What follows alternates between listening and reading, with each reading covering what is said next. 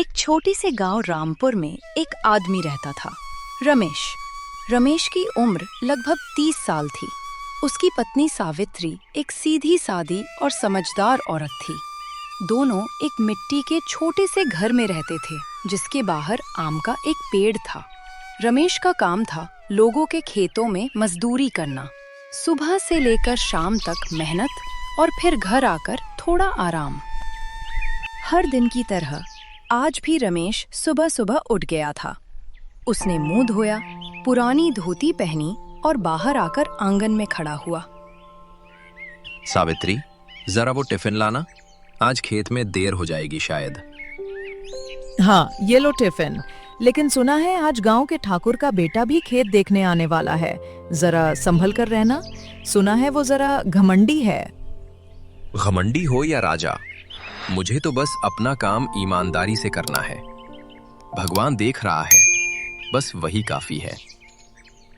ऐसा कह के रमेश खेत की ओर चला जाता है। रमेश जैसे ही खेत पहुंचा, उसने देखा कि खेत में पहले से कुछ लोग काम कर रहे थे। अरे, आज काम जल्दी शुरू कर दिया। चलो मैं भी काम में लग जाता हूँ। अरे रमेश, तू तो हर बात में सच बोल देता है। थोड़ा जुगाड़ करना सीख जा भाई। सच बोलकर कोई अमीर नहीं बना अब तक। रामलाल, अमीरी पैसे से नहीं दिल से होती है। झूठ बोलकर जो पाए वो सुकून कभी नहीं दे सकता।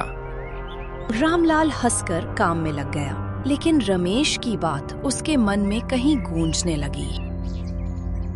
सूरज सिर पर था। सब मजदूर छांव में बैठकर खाना खाने के लिए बैठ गए। रमेश ने भी अपना टिफिन खोला, सादा रोटी, प्याज और थोड़ा अचार। तभी ठाकुर का बेटा विजय वहां आया। सब खड़े होकर ठाकुर के बेटे को सम्मान दिया। कौन है रमेश यहाँ? सुना है वो बहुत ईमानदार है। चलो आज उसकी ईमानदारी की परख लेते हैं। मैं ही हूँ साहब, जो काम दिया जाए ईमानदारी से करूंगा।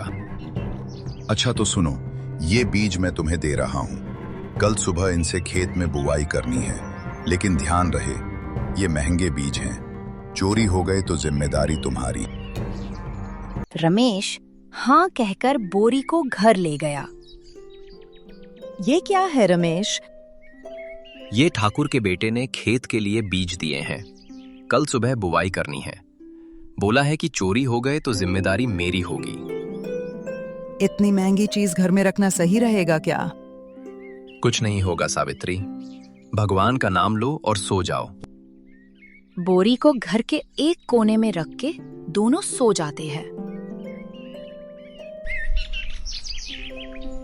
सूरज निकलते ही रमेश ने उठकर पानी पिया और बोरी के पास गया। उसने देखा कि बोरी तो वहां पर थी ही नहीं। उसकी आंखें फटी की फटी रह गईं। हे भगवान, ये क्या हो गया? बीज कहाँ गए? क्या चोरी हो गए क्या रमेश? लगता तो ऐसा ही है। अब ठाकुर का बेटा क्या कहेगा? उसने सिर पकड़ लिया। आंखों में चिंता थी, लेकिन झूठ बोलने का ख्याल उसके मन में आया ही नहीं। दोपहर तक गांव में खबर फैल गई। लोग बातें बनाने लगे। देखा, इतना सच बोलने वाला बनता था। अब देखो, सब लोग एक जैसे ही होते हैं। रमेश सीधा ठाकुर के बेटे विजय के पास गया। साहब, मुझसे बड़ी गलती हो गई। बीज रात में चोरी हो गए, लेकिन मैं कसम खाता हूँ मैंने कुछ नहीं किया। सच कह रहा है तू या बहाना बना रहा है? कल तक तो तेरे घर में ही थे, अचानक कैसे चोरी हो गए? अगर मैंने झूठ बोला हो तो भगवान मेरा अनिष्ट करे। मैं झूठ नहीं बोलता साहब। विजय ने उस पर विश्वास नहीं किया और बोला, ठीक है, मैं तेरे घर की तलाशी लूंगा। अगर कुछ मिला तो समझ लेना सबके सामने तुझे सजा मिलेगा। गांव वाले इकट्ठे हो गए। विजय और दो आदमियों ने रमेश के घर की तलाशी ली।